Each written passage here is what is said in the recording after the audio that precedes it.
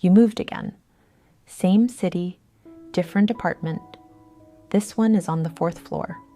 2 windows in the main room, both facing east and south, which means light from 2 directions in the morning. Something you did not know you needed until you stood in it during the viewing and said yes, immediately, without looking at anything else. The apartment is larger than the last one. Not large. Larger. Large enough for the plant to have its own corner. Large enough for the bookshelf not to overflow. Large enough that when your friend stays, the couch is the couch, and you don't have to rearrange the logic of the whole place. You brought everything. Everything that was yours. You have moved apartments 4 times in your adult life. Each time, you learn something about what you actually need by what you carry and what you leave behind. What you carried, the mocha pot, the journals, all of them, even the finished ones, because they are a record and records matter. Every book. The plant in the back of a rented van on its side for 40 minutes, which it handled better than you expected. A photograph of your grandmother. The lamp that was in the wrong place for 2 years and is now in exactly the right place. What you left behind. A mattress that belonged to the old life. A chair that never felt like yours. The mug with the chipped handle from the second box. You finally threw away the mug. The new job is better. Not perfect, better. The difference is meaningful. Better means a manager who gives you work that assumes you are competent, which turns out to be a more significant thing than you realized when you were working for someone who didn't. Better means a small team you don't have to manage around. Better means a window at your desk that faces the street, so there is a version of the outside world available to you during the day. It is still a job. You still leave it at the end of the day, but you leave it with something left, not entirely hollowed by the hours. That's what better means in practical terms. You are thinking slowly about what might come after this. There is a woman at work you have started to consider a friend. This happens slowly, the way friendships happen in adult life when you're not a student anymore and no one assigns you to the same room. A shared lunch once, a walk to the train that went on longer than either of you planned. The gradual discovery that she is funny in a way you like, dry, a little dark, honest about things that other people perform optimism about. She knows about the savings account because you told her, which was unusual for you. She knew the right way to respond, which was to ask a practical question rather than perform admiration. "What are you putting it in?" she said. You didn't have an answer. That felt like information. The cafe in summer is different. The door stays open. There is a quality of light in the afternoon that doesn't exist in any other season. Gold and sideways, coming through the window in a way that catches dust and makes it look like something intentional. The coffee takes the same time it always takes. The corner table is the corner table. You have been coming here for 3 years. The woman at the counter no longer asks if it's for here or to go. You no longer notice that she doesn't ask. This is what a regular looks like from the inside. Not a person who has achieved anything, just a person who kept coming back until the place learned their shape. The bookstore has a second-hand section now, a few shelves near the door, rotating stock, the kind of books that have been somewhere before. You find it on a Thursday in August when you're killing time before meeting someone, the personal finance shelf downstairs. You have been buying from it occasionally for the past 2 years. You pick up a book, a slim one, worn at the corners, someone else's name written on the inside cover in pencil and then erased, not entirely. On the next page, in different handwriting, it gets better. Start now. No signature, no name. You turn the book over, you look at the note again. You don't know who wrote it or when. You know it was meant for someone. You don't know if it was meant for you. You buy the book anyway. You put the book on the shelf between 2 others you've read twice. You don't know why the note moved you the way it did. Perhaps because it was clearly meant for someone who needed it at the time. perhaps because you were someone who needed it once, not now, but once, and you didn't receive it and it arrived anyway, 4 years later, secondhand. Perhaps just because someone took the time to leave something for a stranger. That's an old-fashioned thing to do. You find you like old-fashioned things more than you expected. You make tea. You sit by the window. You realize, doing fine. Not dramatically fine, just fine. The particular fineness of a person who has been paying attention to the right things for long enough that the right things have started happening. You have $18,000 saved. You look at this number the way you have learned to look at numbers, directly, without either pride or dismissiveness. It is $18,000. That is what it is. Your colleague's question from 3 weeks ago is still with you. What are you putting it in? The answer is still nothing. A savings account, which you now understand clearly is not nothing. It is safe and accessible and costs you nothing, but it is also not making anything happen on your behalf. The money is sitting in a room with nothing to do. You spend an evening reading. You find yourself at 11 p.m., 3 tabs open, increasingly interested in something you have been treating as information for other kinds of people. It is not information for other kinds of people. You have people now. This took longer than it might have. There are 4 of them, more or less, people you have chosen over the past 3 years who have chosen you back. Not a group exactly. They don't all know each other. More like a constellation, each in a different part of the city, each doing their own thing, each occasionally arriving at your table. You cook for them sometimes. This apartment is big enough. You make the thing with the lemon and the white beans, which takes longer than it looks like it should and tastes like something a person who knows what they're doing made. You open 2 bottles of wine. You put music on, your music, the same playlist from the phone that you have been building for 6 years. The table is full. After they leave, you wash up and think about who you have become by choosing who you spend time with. The woman from work, practical, funny, honest. Your old friend, 3 hours away by train. A man you met at a reading 2 years ago who has excellent taste in books and bad taste in restaurants, and you've decided to forgive this. A woman from the neighborhood who paints and keeps unusual hours and makes you feel, occasionally, like you might be living too predictably, which is useful. These are the people you let in. You let them in because you chose them, not because they arrived and you accommodated them. That's a distinction you used to not make. August in the city is a different city. The people who can leave have left, and the ones who remain have a particular feeling about it. A shared staying, a mild camaraderie of the people who are also here. The city is both emptier and, paradoxically, more itself. You can hear it differently in August. The streets at 7 in the morning, the parks at midday, the specific quality of the light. You walk more in August. You have nothing in particular to do on a Saturday, and you walk, not to anywhere. Or you pick a direction and you walk in it for an hour, and then you find somewhere to sit, and you sit there, and then you walk back a different way. This is what you do when you are happy and haven't noticed yet. You write in the journal, an actual entry this time, not just the date, not a few lines.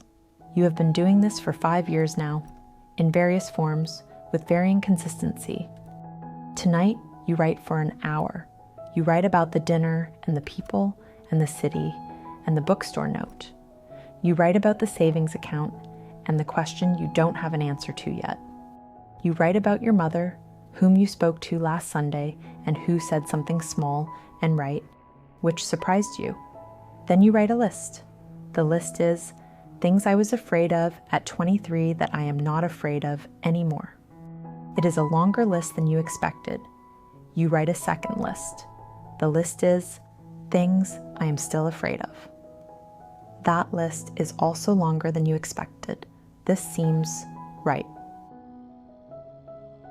You are still afraid of disappointing people.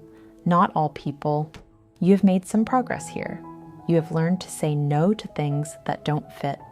You have learned that a disappointment that passes is better than a resentment that stays. But there are people you still bend for. Your mother, in certain moods, your first friend, occasionally, in the way that old friendships can sometimes still hold the shape of who you were rather than who you are. Yourself, in the moments when you want something and you make it smaller before it leaves your mouth. That last one is the interesting one. You have been practicing wanting things full size. You are not consistent at it. You are working on it. You call your mother on Sunday mornings. This is a complicated thing that you do consistently, which is something you're proud of in a quiet way. Your relationship with your mother is not damaged. It is not healed either. It is somewhere more honest than either.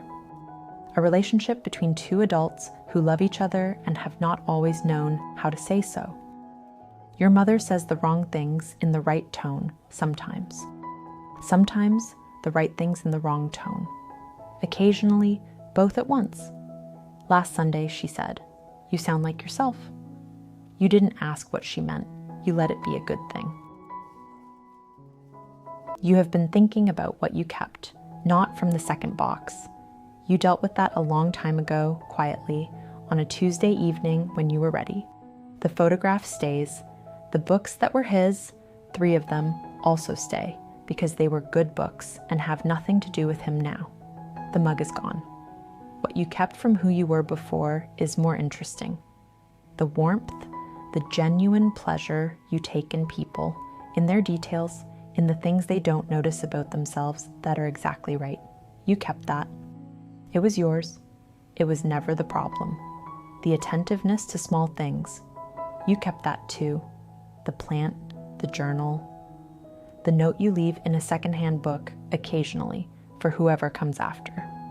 You have started doing that, leaving notes in secondhand books. It gets better. Start now. Something else, sometimes, depending on what the book seems to call for. You like the idea of someone finding it and not knowing where it came from. You still go to the park. Not as often as the first year, when you went because you needed somewhere to sit that didn't require explanation. You go now because you like it. The bench is the same bench. The tree above it is the same tree. Every year in September, it begins to turn, and every year you notice. You have been sitting on this bench for 5 years, off and on. It does not know this. The bench is indifferent to the accumulation of time. You find this comforting rather than bleak. That the world keeps going about its business while you do yours is not a judgment. It's just the arrangement. You are 28 years old. You have an apartment with 2 windows and a plant that is now definitively large. A savings account with $31,000 in it, which you are now, finally, thinking about what to do with. 3 journals, 2 finished and on the shelf, 1 in progress. A job that is not perfect and is better than before. A cafe where you are known by the way you take your coffee. People you have chosen. A park bench that is yours without belonging to you. You have a self that is more consistent than it used to be. More honest about what it wants, still working on wanting things full size. You are somewhere you could not have found a shortcut to. The only way here was through. The colleague who has become something like a friend works in finance. She does not talk about it the way people who want you to be impressed by finance talk about it. She mentions it the way she mentions other facts, plainly when relevant. One Thursday in August, sitting on the office steps with sandwiches, she asks, "Have you ever thought about where your savings are sitting?" You tell her. The $31,000. The account earning almost nothing. The fact that you have been meaning to do something about this for 2 years.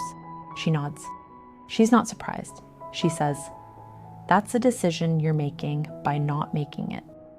Then she names one thing, a single index fund. She writes it on the back of a receipt from her bag. She gives it to you. You take it home. You look it up.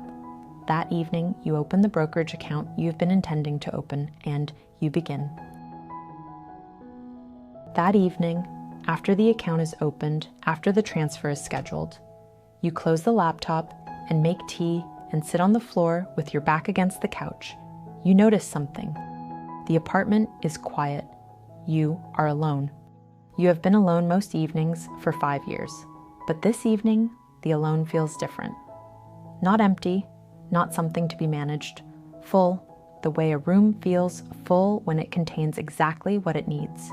You have the lamp, the plant in its corner, the journals, 2 finished on the shelf, 1 in progress, the tea going cold because you got interested in something and forgot to drink it, the savings now working, the life now recognizably yours. You have enough. You don't mean this in a resigned way. You mean it precisely. If nothing else changed, there would be enough. On a Saturday in late August, you walk for 2 hours with no destination. This is the walk you take when you need to think in motion. The city gives you something to look at, while the thinking happens underneath, which is how the best thinking gets done. You walk through the neighborhood and out of it, into the adjacent one, then through that one into the older part of the city where the streets are narrower and the buildings are a different era. You know this part now. You have been learning it for 5 years. At the end of the 2 hours, you find yourself at the edge of the city where the street opens onto a view of water. You found this place in your 4th year here. A small overlook, not famous, not particularly marked, just a place where the city ends and the water begins. You sit on the low wall and you look at the horizon. The horizon doesn't require anything of you. This is its most useful quality. That evening, you write a longer entry than usual. Not because something happened. Nothing dramatic happened. You opened a brokerage account. You walked to the water. You sat on the wall and thought without knowing you were thinking. But you want to capture what this period felt like before the feeling changes into something else. The way feelings do when you move through them. You write, I have been building something for 5 years and I did not know I was building it. I thought I was just getting through. Getting through turned out to be the building. You write, the ground is solid. I can feel it. That is a new thing. You close the journal. The lamp is on. The plant is in its corner. The apartment is yours. You are more yourself than you have ever been, and tomorrow you will be slightly more again. You call your oldest friend on a Sunday evening in September. It is an ordinary call, the kind you have been having for 15 years, the kind that moves from one thing to another without needing to justify the transitions. Her job, your apartment, her relationship, which has moved into something more settled. Something funny that happened. The book you're both reading separately. At some point she asks simply, how are you? And you say, actually good. Not as a deflection, not as the phrase you use to move past the question, as the honest answer. She is quiet for a moment. Then she says, I know, I can hear it. She has been waiting to hear it for a while. So have you. You touch the necklace. The inventory gesture, what is still true, what has stayed, the necklace, the plant, larger in its repotted corner, the journal on its 3rd volume, the cafe, the corner table, the park bench, the library on Saturday mornings, the friend who has been your friend for 15 years, the apartment with the 2 windows and the morning light, the savings account, the brokerage account, new and beginning, the self, more consistent now, more honest about what it wants, still learning how to want things full size. The list of what has stayed is longer than it has ever been. You are 28 years old, and this is the best version of your life so far.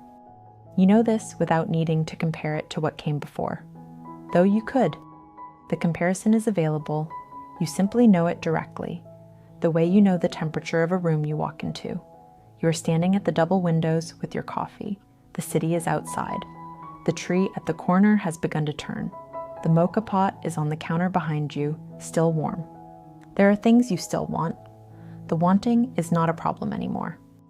It doesn't mean the present is insufficient. The present is sufficient. The wanting is just the direction you are moving in. You're somewhere real. You built it. You did it in the ordinary way, 1 year at a time, without a blueprint, through repetition and attention and the willingness to look at things directly. That is how everything that matters gets built. You understand this now.